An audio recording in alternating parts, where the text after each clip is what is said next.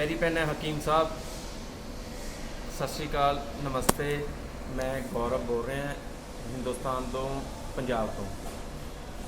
हकीम साहब, मैं थोनों दिल की गल दसनी चाहुंदा भी जिहड़ी मैं मतलब कि थोड़ी फेसबुक ते देख देख के थोड़ा नंबर लता। नंबर लैन तो बाद थोड़े नाल गल हुई। मेरे फादर पिछले 13-14 सालों तो गठिए की प्रॉब्लम इन्ना क मतलब कि उलझ रहे सी, इन्ना क पेन हुंदा सी कि जे पेन किलर लैंदे सी तां ठीक है, नहीं हाए तोबा रहिंदी सी। तुहाडे नाल गल हुई, तुसीं मैनूं दवाई बनाउण दा दस्सिया, फार्मूला दस्सिया, नुकता दस्सिया, जिहदे नाल अज पापा नूं 5 दिन, मेरे ख्याल 5-6 दिन हो गए लैंदिਆਂ ਨੂੰ।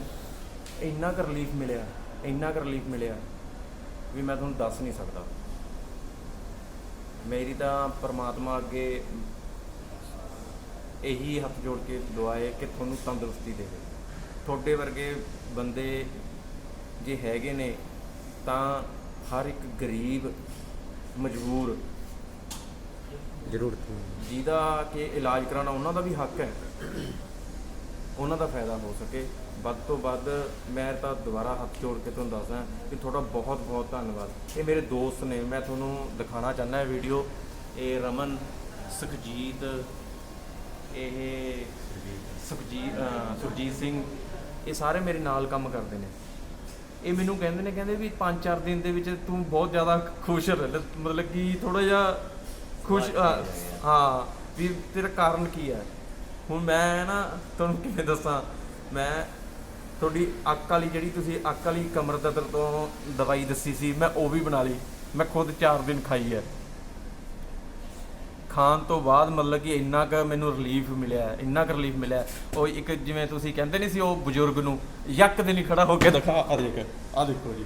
ਹੁਣ ਪਹਿਲਾਂ ਮੇਰੇ ਇੱਥੇ ਇੰਨੀ ਕਸਾਉ ਰਹਿੰਦਾ ਸੀ ਵੀ ਮਤਲਬ ਉੱਠਣ ਤੋਂ ਵੀ ਮੈਂ ਨਾ ਛੱਡ ਪਰ ਯਾਰ ਕਿਆ ਉੱਠਾਂਗੇ, ਬੈਠੀ ਪਸੰਦ ਕਰਦਾ ਸੀ। ਹੁਣ ਥੋੜ੍ਹੀ ਜਿਹੀ ਪ੍ਰੋਬਲਮ ਰਹਿ ਗਈ, ਜਿਹੜੀ ਮੈਂ ਝੁੱਕ ਕੇ ਕੰਮ ਕਰਦਾ ਨਾ, ਜਿੱਥੇ ਕਿਤੇ ਝੁਕਣਾ ਪੈਂਦਾ ਉੱਥੇ ਥੋੜ੍ਹੀ ਜਿਹੀ ਖਿੱਚ ਪੈਂਦੀ ਹੈ। ਉਹ ਵੀ ਪਰਮਾਤਮਾ ਦੀ ਕਿਰਪਾ ਨਾਲ, ਤੁਹਾਡੀ ਕਿਰਪਾ ਨਾਲ ਉਹ ਵੀ ਹੋ ਜਾਏਗੀ। ਹਲੇ 4 ਦਿਨ ਖਾਈ ਹੈ, 4 ਦਿਨ ਮੈਂ ਹੋਰ ਖਾਣੀ ਹੈ। ਹਾਂ, ਇਹ ਮੇਰੇ ਦੋਸਤ ਨੇ, ਉਹ ਦੇਖੋ ਆ ਇਹਦਾ ਇਹ ਸੁੱਖ ਹੈ ਮੇਰਾ ਦੋਸਤ, ਛੋਟੇ ਭਾਈਆਂ ਵਾਂਗੂ ਹੈ ਇਹ, ਮੇਰੇ ਤੋਂ ਛੋਟੇ ਨੇ ਉਮਰ ਦੇ ਵਿੱਚ। ਇਹਦਾ ਵੀ ਮੈਂ ਪਰਸਨਲ ਤੁਹਾਡੇ ਨਾਲ ਗੱਲ ਕਰਕੇ ਕੋਈ ਮਸਲਾ ਹੱਲ ਕਰਵਾਉਣਾ।